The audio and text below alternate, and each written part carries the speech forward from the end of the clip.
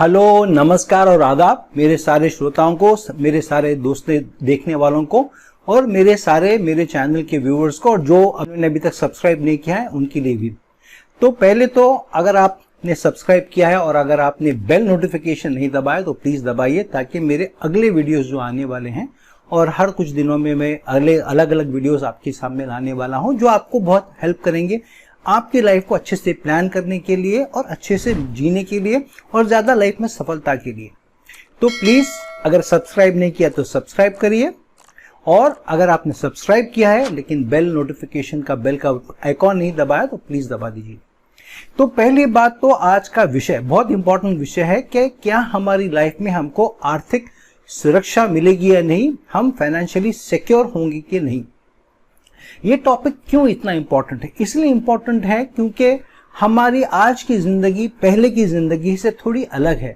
आजकल हम nuclear families में रहते हैं, मतलब थोड़ा सा अपनी परिवार का अपने आप से देखभाल करना जरूरी हो गया है। पहले जॉइंट फैमिलीज हुआ करती थी तो एक दूसरे पे निर्भरता होती थी, एक दूसरे पे डिपेंडेंस होता था और एक दूसरे की मदद भी मिलती थी। आज ये सिचुएशन नहीं है, आज आपको खुद का देखना पड़ता है, फैमिली को खुद देखना पड़ता है। तो आज की लाइफ में, आज के दौर में फाइनेंशियल सिक्योरिटी, आर्थिक सुरक्षा बहुत बहुत इंपॉर्टेंट है। जितना आप आर्थिक तौर पे आत्मनिर्भर होंगे उतना अच्छा होगा, आप अपनी जिंदगी के फैसले कर सकोगे और लाइफ की वो खुशियां जो पैसे के जरिए आपको मिलती हैं, खुशियां खरीद तो नहीं सकते हैं, लेकिन खुशियों के लिए कुछ रिजल्ट्स मिलने से आपकी लाइफ में खुशियां बढ़ती हैं। जैसा कि बच्चों को अगर आपको हाई एजुकेशन देना हो तो आपको खुशी मिलेगी कि मैं अपने बच्चे को अच्छे एमबीए में डाल सका, कुछ अच्छे एजुकेशन क्वालिफिकेशंस के लिए मैं फीस भर सका, उनकी सपोर्ट कर सका। अगर आप वो नहीं कर पाते हो, ऑब्वियसली आप उतने खुश नहीं रहोगे, आप सेटिस्फाइड नहीं रहोगे। तो आर्थिक सुरक्षा बहुत जरूरी है। आर्थिक सुरक्षा के लिए पहले तो आपको जरूरी है कि आपको एक रेगुलर इनकम हो। अगर रेगुलर इनकम नहीं होती है, हर माह आपको एक अमाउंट ऑफ मनी, एक रकम, स्टेबल इनकम नहीं आती है, तो आपके ना तो खर्चे चलेंगे, और अगर स्टेबल इनकम नहीं आती तो आप सेविंग भी नहीं कर सकोगे, कुछ बचत भी नहीं कर सकोगे। तो सबसे इंपॉर्टेंट है रेगुलर इनकम आना। हर माह आपको सैलरी मिलना या कुछ ना कुछ इनकम मिलना जरूरी है, और उसमें से कुछ बचत करना बहुत बहुत जरूरी है। तो आज के दौर में अगर आप देखते हो, जो देश काल पात्र हम बोलते हैं, ज्योतिष से हम जो देश काल पात्र बोलते हैं, तो देश काल पात्र का बोलबाला है। हम करीबन मोर देन अ ईयर से, एक साल से ज्यादा से, ये कोरोना के वायरस से हम पीड़ित हैं, और पूरी दुनिया आपको मालूम है कि लॉकडाउन में है। कई जगह पे ज्यादा तीव्र लॉकडाउन है, कहीं पर कम, लेकिन किसी की कुछ भी कुंडली ज्यादा काम नहीं आ रही है, सब एक ही नाव में चल रहे हैं। तो जो सोसाइटी का, जो समाज की जो सिचुएशन होती है वो सब पे भारी हो जाती है। तो जिस कंट्री में रहते हैं, जिस रीजन में रहते हैं, उस रीजन का, उस कंट्री का, उस देश का बहुत स्ट्रांग इन्फ्लुएंस होता है। जिस समाज में रहते हो उसका भी बहुत स्ट्रांग इन्फ्लुएंस होता है हमारी जिंदगी पे, हमारे व्यवसाय पे और हमारी आर्थिक परिस्थिति पर भी। तो हम देख रहे हैं आजकल समाज में जो सिचुएशन हो रही है वो हावी है हमारी आर्थिक स्थिति पर भी। तो समाज में आजकल क्या चल रहा है? समाज में एक तो ये चल रहा है कि नौकरियां यंग लोगों को मिल रही हैं, ज्यादा ओल्ड लोग हो गए, अगर 40 से अबव हो गए। अगर आप लोगों को जानते हो, कई लोग जिसकी 40s में, 40 के बाद नौकरी चली गई है, उनको फिर से नौकरी मिलना बहुत मुश्किल हो जाता है। मैं कई ऐसे लोगों को जानता हूं जिसकी नौकरी चली गई और फिर से नौकरी उनको आसानी से मिली नहीं है। तो एक्सपीरियंस पहले बहुत काम आता था और एक्सपीरियंस का बोलबाला था। आजकल एक्सपीरियंस का तो बिल्कुल इंपॉर्टेंस है ही, लेकिन साथ में यंग ब्लड, नया खून, वो भी बहुत इंपॉर्टेंट है, क्योंकि यंग जो लोगों को लेते हैं उनकी सैलरी कम देनी पड़ती है और वो ज्यादा रिस्पॉन्सिबिलिटीज लेने के लिए तैयार होते हैं। उनको बड़ी बड़ी पदवी देनी नहीं पड़ती है, उनको टीम देनी नहीं पड़ती है। तो कंपनीज, जो कंपटीशन ज्यादा होता है, तो एक एक रुपया बचाने की कोशिश करते हैं और बड़ी सैलरी भी बचाने की कोशिश करते हैं। तो जॉब सिचुएशन समाज में उतनी आसान नहीं है, क्योंकि इकोनॉमिक चैलेंजेस, आर्थिक परेशानियां सारी दुनिया को है और बड़ी बड़ी कंपनियों को भी है। तो आपको ऐसा कुछ इन्वेस्टमेंट करना जरूरी होता है, आपके रोजमर्रा के जिंदगी के आमदनी के अलावा ऐसा बचत करना पड़ता है कि आपको जब ऐसी परिस्थिति आती है, जब आपको रेगुलर इनकम नहीं मिल रही है या नहीं मिलने वाली है, जैसे आप रिटायरमेंट के करीब जाते हो, तो आपके लिए जरूरी कि अगर आपको रेगुलर इनकम नहीं है, लेकिन अगर रेगुलर आपको रिटर्न्स मिल रहे हैं, कुछ ना कुछ आपने इन्वेस्टमेंट कर रखा है, तब आपके लिए अच्छा हो जाता है। तो ये इन्वेस्टमेंट्स आप कहाँ कर सकते हैं, किधर कर सकते हैं, उसके लिए आप तो सभी प्लान करते हैं। जो ज्योतिष में बिलीव करते हैं या विश्वास रखते हैं वो भी करते हैं, जो नहीं करते वो भी करते हैं प्लानिंग, लेकिन उनका नजरिया अलग होता है। जो ज्योतिष में विश्वास नहीं करते हैं वो देखेंगे कि दुनिया में क्या ट्रेंड है, किस बिजनेस में ज्यादा पैसा है, कहाँ रिटर्न्स मिल रहा है, प्रॉपर्टी का इंडस्ट्री उतनी अच्छी नहीं है तो उसमें इन्वेस्ट नहीं करेंगे, स्टॉक मार्केट अच्छा है तो वहां पैसा डालेंगे। अगर किसी व्यवसाय में पैसे के चांसेस ज्यादा है और उनको कुछ एक्सपीरियंस है, फैमिली मेंबर्स हैं और फैमिली मेंबर्स ने बोला है कि कुछ इन्वेस्ट कर दो, तुमको ये इतने रिटर्न्स देंगे, हाई परसेंटेज ऑफ रिटर्न देंगे, इतना इतना प्रतिशत पैसा तुमको प्रॉफिट मिलेगा, तो हम वहां पर भी इन्वेस्टमेंट करने का हम सोचते हैं। तो जब हमारे आसपास सिचुएशन ऐसी होती है कि हमको आत्मनिर्भर बनना है, तो हमको कुछ ऐसा ना कुछ करना चाहिए जिससे हमारी आर्थिक सुरक्षा आगे के लिए हो।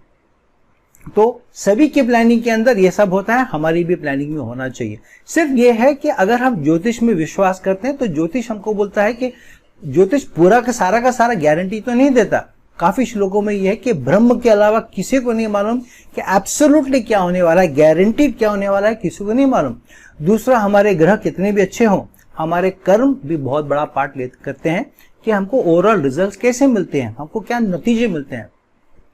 तो हमारा काम यह है कि जितना हो सके हमको एक प्रैक्टिकल प्लानिंग भी करनी है कि दुनिया में क्या चल रहा है वो सब भी देखना है, और उसको हम ज्योतिष कितना सपोर्ट कर रहा है ये देखना है। कि तो जब हम दोनों को लेके चलते हैं, अगर हम 5 में 5 को जोड़ते हैं, 5 + 5 सिर्फ 10 होता है, लेकिन 5 × 5 अगर हम 5 के साथ 5 को मल्टीप्लाई करते हैं तो 25 होता है। तो अगर हम प्रैक्टिकल वर्ल्डली सॉल्यूशंस कर रहे हैं, दुनियावी सॉल्यूशन कर रहे हैं, समाज में क्या चल रहा है वो देखते हुए और उसमें ज्योतिष को जोड़ते हैं, तो मल्टीप्लिफिकेशन इफेक्ट होता है, मतलब 5 × 5 ऐसा हो जाता है। तो हम ये देखते हैं आज के हमारी आर्थिक स्थिति में हम 5 × 5 कैसे कर सकते हैं, या 10 × 10 कैसे कर सकते हैं, या 20 × 20 कैसे कर सकते हैं, जब हम ज्योतिष को कंबाइन करते हैं प्रैक्टिकल अप्रोच इन लाइफ से।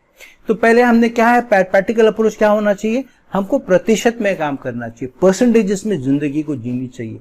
मतलब जितना हम पैसा कमा रहे हैं उसका एक सर्टेन अमाउंट ऑफ परसेंटेज, कुछ प्रतिशत हमको कुछ भी कर बचत में डालना चाहिए, उसको सेट असाइड करना है, उसको सेव करना है या उसको इन्वेस्ट करना है।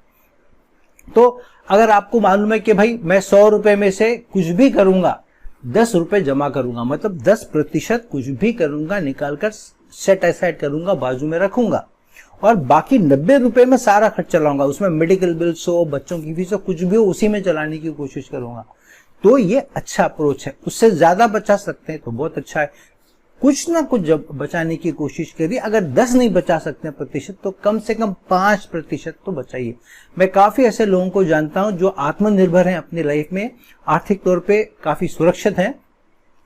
उन्होंने ज्यादा से ज्यादा पैसा अपनी जवानी में, अपनी इनिशियल डेज में बचा के रखा और उसको बहुत अच्छी तरीके से, बहुत सोच समझ से इन्वेस्ट किया, जिसकी वजह से आज वो आत्मनिर्भर है, फैमिलीज भी अच्छी हैं और फैमिलीज को भी मदद कर सकते हैं और किसी को के सामने उनको हाथ फैलाने की जरूरत नहीं पड़ती है।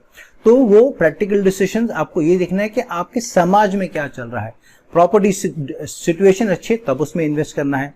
अगर आपको स्टॉक्स का अच्छा लगता है और आपको समझ आती है और समझ बूझ भी है थोड़ा और उसमें आपने कुछ किया है तो उसमें आप लीजिए। लेकिन प्रैक्टिकल डिसीजन सबसे इंपॉर्टेंट ये है, एक सर्टेन प्रतिशत, एक सर्टेन परसेंटेज अपनी इनकम का सेट असाइड करिए।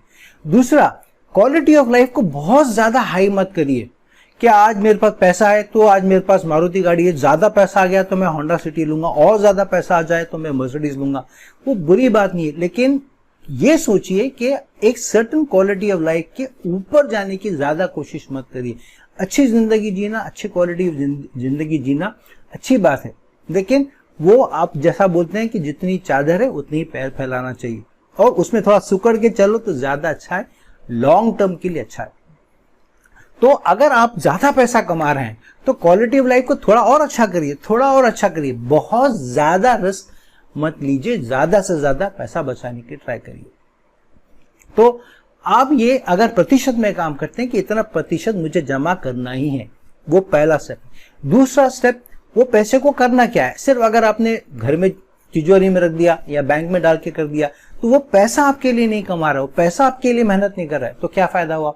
वो पैसे को भी आपके लिए काम करना है, यानी कि कुछ पैसा फिक्स डिपॉजिट में रख सकते हैं, कुछ पैसा स्टॉक्स में लगा सकते हैं, कुछ पैसा प्रॉपर्टी में इन्वेस्ट कर सकते हैं और कुछ पैसा बिजनेस में लगा सकते हैं। तो आपकी इन्वेस्टमेंट्स को स्प्रेड करिए, बट ये देखकर स्प्रेड करिए कि आपके ग्रह क्या बोल रहे हैं, आपकी कुंडली कहां पर आपको ज्यादा सपोर्ट कर रही है।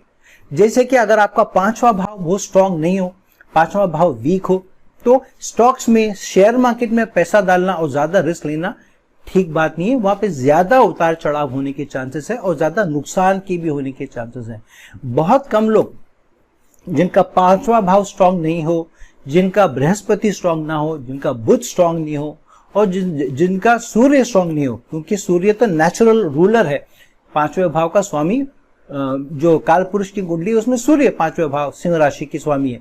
तो अगर ये 3-4 ग्रह स्ट्रांग नहीं हो, 5वां भाव स्ट्रांग नहीं हो, उसके ऊपर कोई ऐसे कोई शुभ ग्रह की अगर उसके ऊपर एस्पेक्ट ना हो या दृष्टि ना हो या उसके साथ युति ना हो, तो फिर उसके चांसेस अच्छे आपको फल देने के कम हो जाते हैं।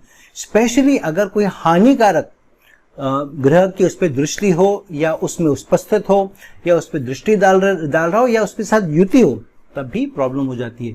तो अगर 5वें भाव के स्वामी के साथ राहु हो या शनि हो या स्पेशली केतु हो या एक या और दो ऐसे ग्रह हो जो आपकी कुंडली के लिए हानिकारक हैं, तो ये अच्छी बात नहीं है या आपको ये रिस्क नहीं लेना चाहिए कि स्टॉक मार्केट में, शेयर मार्केट में इन्वेस्ट करें। अगर आपका 5वां भाव बहुत स्ट्रांग है और दूसरा भाव बहुत स्ट्रांग है, तो आप रिस्क ले सकते हैं कि आप स्टॉक मार्केट में, फाइनेंशियल मार्केट में इन्वेस्टमेंट करें। अगर आप ये सोचते हो कि आपको प्रॉपर्टी बनानी चाहिए, तो आपके लिए 4था भाव स्ट्रांग होना बहुत जरूरी है। 4था भाव आपका भाव है फिजिकल प्रॉपर्टी का, यानी कि आपने जो प्रॉपर्टी बनाई हो, जो आप देख सकते हैं, जैसे कि घर हो या जमीन हो, या आप ऐसे इन्वेस्टमेंट कर रहे हो जिसके अंदर आपको, जैसा कि गाड़ी हो या ज्वेलरी हो, जो आपको हाथ में मिलता है या जो देख सकते हैं, जो टेंजिबल बोलते हैं इन्वेस्टमेंट, तो ऐसे चीजों में इन्वेस्ट करना आपके लिए स्ट्रांग है, अच्छा है। अगर आपका 4था भाव बहुत स्ट्रांग हो, 4था भाव स्ट्रांग होने से आप एक से ज्यादा प्रॉपर्टी में भी इन्वेस्ट कर सकते हैं।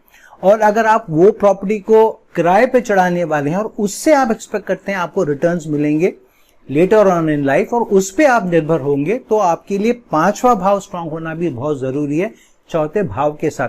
4था भाव आपको प्रॉपर्टी देगा, प्रॉपर्टी में उन्नति देगा, लेकिन उससे अगर रिटर्न चाहते हैं, महाना और महाना, मंथ ऑन मंथ आप चाहते हैं उसका रिटर्न अच्छा मिले, तो 5वां भाव आपका स्ट्रांग होना चाहिए, या कम से कम 4था भाव और दूसरा भाव लाइवलीहुड का है, यानी कि जहां से आपको रेगुलर इनकम आ रही है। तो रेगुलर इनकम आपको प्रॉपर्टी से चाहिए, रेंट के तौर पर चाहिए, तो 4था भाव और दूसरा भाव स्ट्रांग होना चाहिए। अगर आप चाहते हो कि कुछ बिजनेस में आपको रिजल्ट मिले, या आप देखना चाहते हो कि कुंडली में क्या मेरे पास बिजनेस के रिजल्ट्स मिल सकते हैं, तो आपका 7वां भाव जो बिजनेस का भाव है, व्हाट इज बिजनेस, बिजनेस क्या है, रोजमर्रा किसी न किसी से डील करना, किसी न किसी को कुछ बेचना। तो 7वां भाव जो लग्न के ऑपोजिट भाव है, वो दूसरों का भाव है, वो लोग जो on a day to day basis रोजमर्रा आपसे जो डील करते हैं, इसीलिए 7वां भाव बहुत स्ट्रांग है बिजनेस के लिए। और 11वां भाव आपका सोसाइटी से आपको क्या फायदा मिल सकता है। बिजनेस आपको सोसाइटी से, बाहर वालों से आपको फायदा मिलता है, जो आपसे व्यवसाय करते हैं, जो आपसे लेन देन करते हैं, जो आपसे खरीद फरोख्त करते हैं। और आपके 11वां भाव आपकी मनोकामनाएं पूरी होने का भी भाव है, it's a house of wishes and desires. तो अगर 7वां भाव और 11वां भाव स्ट्रांग हो, तो आप बिजनेस में किसी व्यवसाय में इन्वेस्ट कर सकते। तो 7वां भाव और 11वां भाव व्यापार के लिए बहुत स्ट्रांग है। 4था और 5वां भाव या 4था और दूसरा भाव प्रॉपर्टी के लिए बहुत स्ट्रांग होना चाहिए। 5वां और दूसरा स्टॉक मार्केट के लिए स्ट्रांग होना चाहिए। अगर आप ये सोचते हो कि मैं तो सर्विस करूंगा, मैं तो काम करूंगा, मैं तो घर पर बैठूंगा नहीं, आखिरी लम्हे तक, जब तक मेरी जान में जान हो, बॉडी में मेरी क्षमता हो, मैं कुछ ना कुछ सर्विस करूंगा, मैं कुछ ना कुछ काम करूंगा। तो अगर आप इन्वेस्टमेंट में भी बिलीव करते हैं, लेकिन कुछ ना कुछ करते रहेंगे, सर्विस करेंगे या खुद की ऑफिस खोलना हो, तो 10वां भाव और 6ठा भाव बहुत स्ट्रांग होना चाहिए। 6ठा भाव सर्विस का है, दूसरों की सर्विस करने का है, और 10वां भाव आपके कर्म का है, आपके कार्य का है।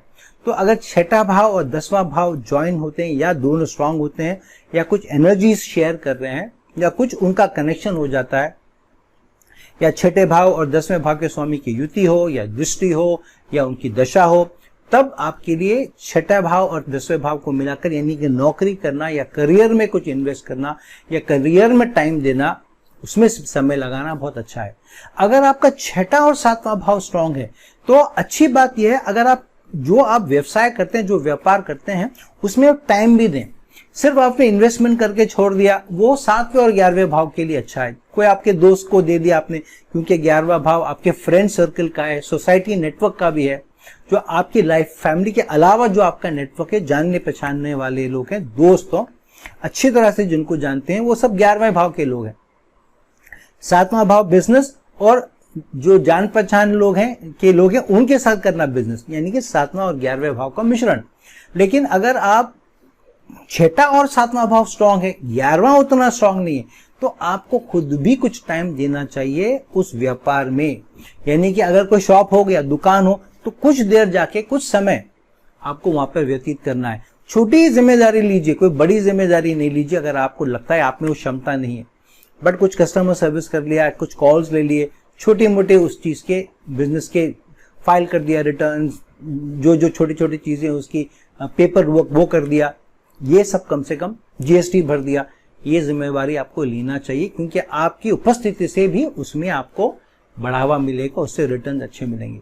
तो देखिए कि ये सब कौन से कॉम्बिनेशन आपके बन रहे हैं।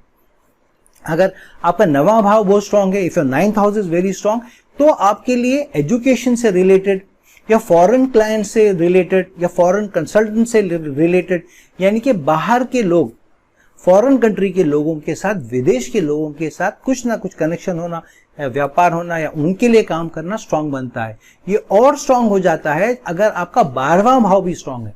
तो अगर आपका 9वां और 12वां भाव स्ट्रांग है तो आप हो सकता है आप ट्रैवल भी करो अब्रॉड, फॉरेन कंसल्टेंट्स के साथ काम करो, फॉरेन कंपनीज के साथ काम करो, और वहां से आपकी आर्थिक स्थिति मजबूत होगी। बट आपकी सुरक्षा की बात अगर हम करते हैं, फाइनेंशियल सिक्योरिटी, पैसा कहीं से भी आ रहा हो, इन्वेस्टमेंट कहाँ कर रहे हैं, रिटर्न्स कहाँ कर रहे हैं, जरूरी है।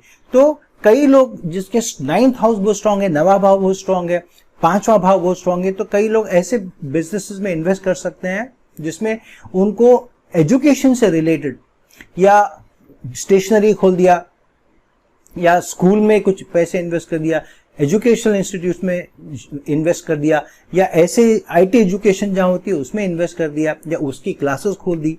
अगर 8वां भाव बहुत स्ट्रांग है तो टैक्स रिलेटेड, इंश्योरेंस रिलेटेड कुछ काम कर लिया, व्यवसाय कर लिया, व्यापार कर लिया, या ऐसी कंसल्टेंसी खोल दी दूसरों को सलाह देने की कि टैक्स में कैसा बचत करना है, फाइनेंशियल इन्वेस्टमेंट्स कहाँ करना है, ये सब चीज, ऑडिट्स कैसा करना है, गवर्नमेंट की ऑडिट्स को कैसा फेस करना है, ये सब 8वां भाव का, 5वां भाव, 10वां भाव, ये सब का मिश्रण से आपको यहाँ पर आपको अपॉर्चुनिटी अच्छी है।